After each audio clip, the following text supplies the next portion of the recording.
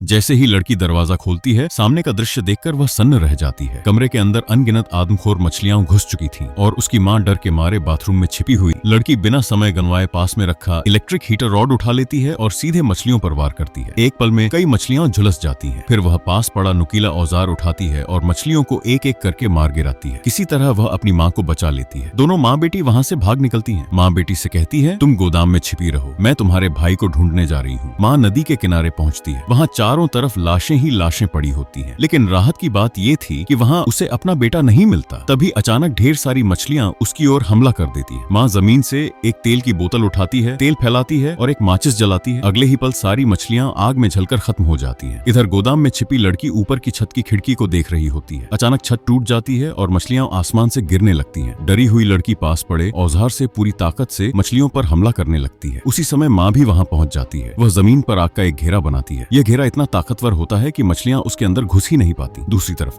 बेटा एक कमरे में फंसा हुआ होता है और जोर जोर से माँ को पुकार रहा होता है। आखिरकार माँ वहाँ पहुँचती है और अपने बेटे को भी सुरक्षित बाहर निकाल लेती है।